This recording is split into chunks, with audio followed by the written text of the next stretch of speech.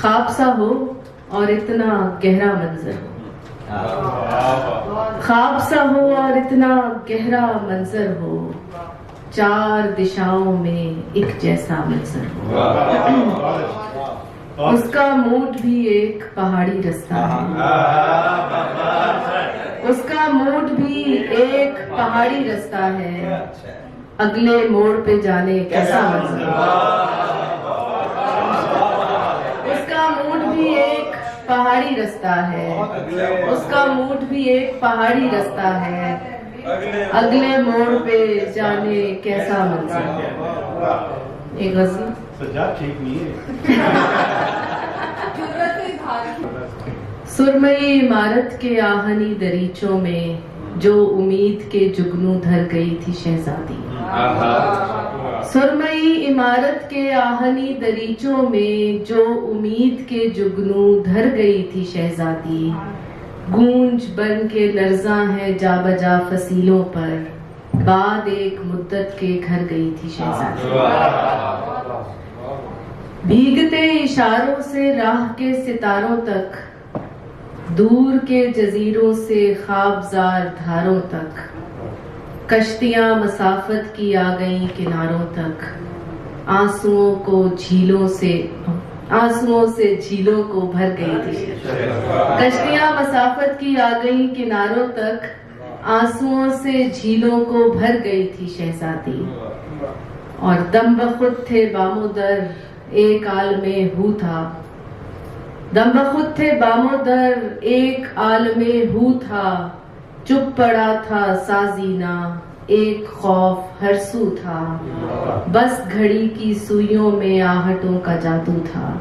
آپ اپنے گھر سے ہی ڈر گئی تھی شہزادی، بس گھڑی کی سوئیوں میں آہٹوں کا جادو تھا، آپ اپنے گھر سے ہی ڈر گئی تھی شہزادی۔ اور ایک شعر اور اس کا کہ راستوں میں پھیلے تھے نور آشنا ڈیرے، آپ کو خبر ہوگی آپ ساتھ تھے میرے، راستوں میں پھیلے تھے نور آشنا ڈیرے، آپ کو خبر ہوگی آپ ساتھ تھے میرے، پوچھئے نہ کیوں ٹوٹے آئینوں کے وہ کھیرے، راہ گزر کو ویرا کیوں کر گئی تھی شہزادی۔ ایک شعر اور کہ انتظار کی مہلت آخری بہانے تک، تھا طلسم کا سایہ ایک نظر اٹھانے تک،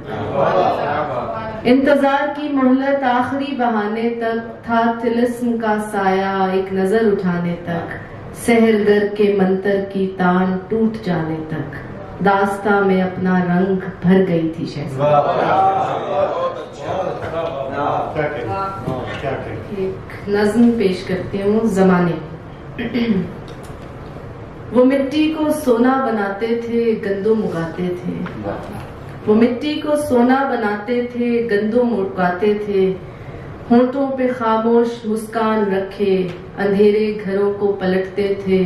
تو ان کی آہٹ سے سناٹا چھٹتا تھا۔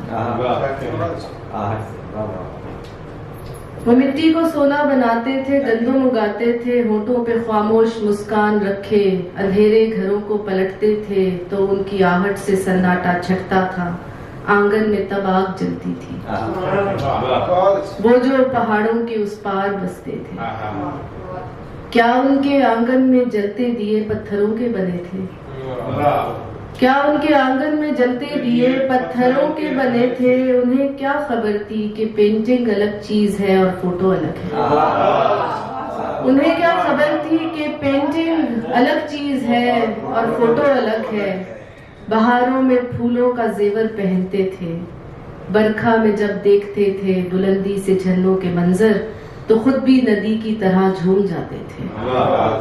کومل سروں کو سمجھتے تھے پر جانتے تھے پہاڑی میں تیور زیادہ لگیں گے، کومل سروں کو سمجھتے تھے پر جانتے تھے پہاڑی میں تیور زیادہ لگیں گے، جب آواز اونچی چٹانوں سے ٹکرا کے آتی تھی، وادی میں ان کی ہنسی کے بھنور پھیل جاتے تھے، تصویر جیسا بلندی کی آنکھوں میں لہراتا منظر کہاں کیمرے میں سمٹ پائے گا، یہ کوئی خواب پہلے کا قصہ تھا جب باپ بیٹوں کو قصے سناتے تھے، کیا ہڈیوں کو بھی زیور پہننے کی خواہش ہوئی ہے،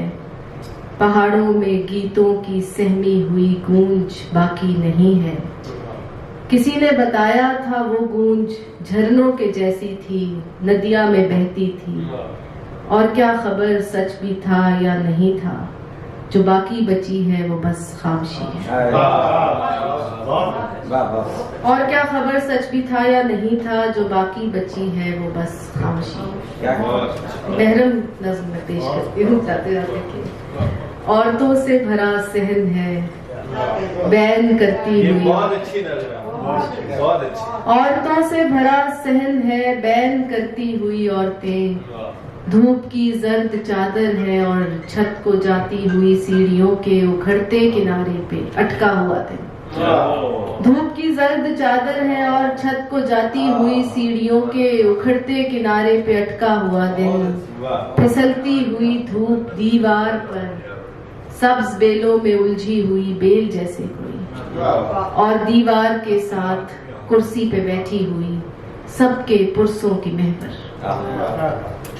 उधर सहन के बीच में कुछ कदम पर पड़ा उसकी आधी सदी की रफाकत का पूरा बदन। उधर सहन के बीच में कुछ कदम पर पड़ा उसकी आधी सदी की रफाकत का पूरा बदन। धूप की बेलों के हाथों से जैसे निकलती चली जा रही है।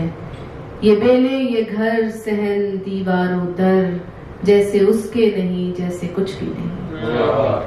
जाने कैसे कनाते लगाते हैं, बेलें उखड़ने लगी, रस्सियां खिंच गईं, कौन फूलों की क्यारी में ये कुर्सियां रख गए। जाने कैसे कनाते लगाते हैं, बेलें उखड़ने लगी, रस्सियां खिंच गईं, कौन फूलों की क्यारी में ये कुर्सियां रख गया। औरतों से भरे सहन में ला इला की सदा, चादरों से ढके सर मुसलसल किसी बेख्याली के झूले में हिलकोरे खाते हैं। वो देखती है कि सभी उसे देखती हैं, ये सब उसकी अपनी है, जो उसकी बस्ती से और साथ की बस्तियों से दुपट्टों के पल्लू में पुरसों की गिरहें लगाए चली आई। ये सब उसकी अपनी है, जो उसकी बस्ती से और साथ की बस्तियों से दुपट्टों के पल्लू में पुरसों की गिरहें लगाए चली आई हैं देखने के लिए उसकी आधी सदी की रफाकत के पूरे बदन का वो चेहरा, जिसे आज वो देख सकती नहीं, जिसे सिर्फ वो देख सकती।